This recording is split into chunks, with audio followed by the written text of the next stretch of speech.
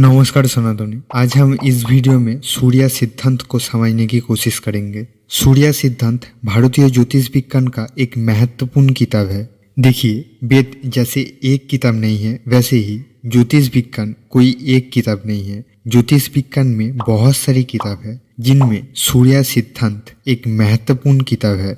बोला गया है ये वो ज्ञान है जो त्रेता युग में सूर्य देव ने माया नामक असुर को दिया था। ज्योतिष विज्ञान को मेनली योग अनुष्ठान की काल गणना के लिए उपयोग करा जाता है।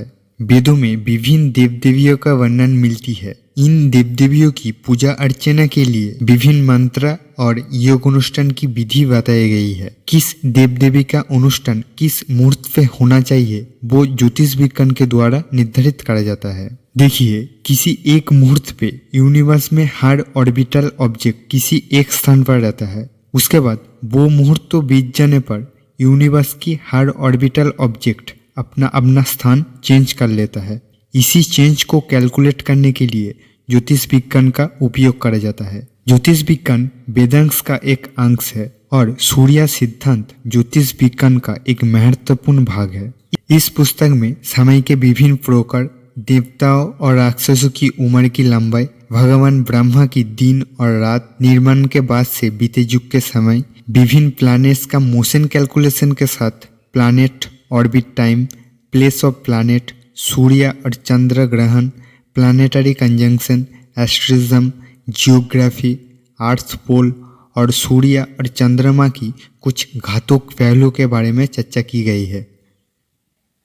सूर्य सिद्धांत में टोटल 14 चैप्टर है। सूर्य सिद्धांत क्या है वो जानने के लिए हम इसके 14 चैप्टर को एकदम बेसिक से समझने की कोशिश करेंगे। तो फर्स्ट चैप्टर है मोशन ऑफ प्लैनेट्स। इस चैप्टर का मेन कॉन्सेप्ट है कौन सा प्लैनेट किस दिशा में कितनी गति से मूव कर रहा है। मतलब जो प्लैनेट ऋषियों के लिए ज़रूरत थी वो प्लैनेट का पूरी डिटेल इंफॉर्मेशन के बारे में इस चैप्टर में चर्चा की गई है। सेकेंड चैप्टर है द प्लेस ऑफ प्लैनेट। इसमें कौन सा प्लैनेट किस लोकेशन पे घूम रहा है इसके बारे में वर्णित है। थर्ड चैप्टर है डायरेक्शन, प्लेस एंड टाइम।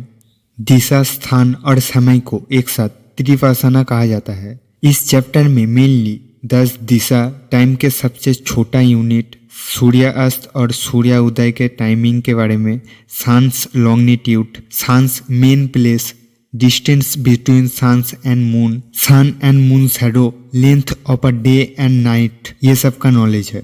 और फोर्थ चैप्टर से हमें ग्रहण की नॉलेज मिलती है। इस चैप्टर में मेनली चंद्र ग्रहण के बारे में डिस्कस की गई है।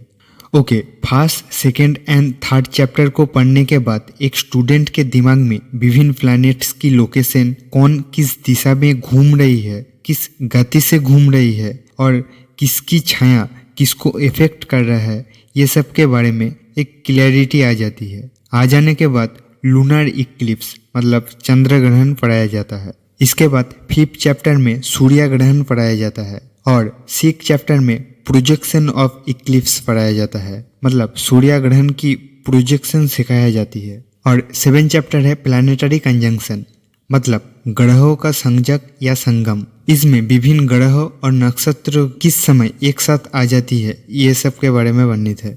और 8th चैप्टर है द एस्ट्रिज्म। इस चैप्टर में विभिन्न नक्षत्र और ग्रुप ऑफ स्टार मतलब तारामंडल की पोजीशन और उनके प्रभाव के बारे में दिया हुआ है।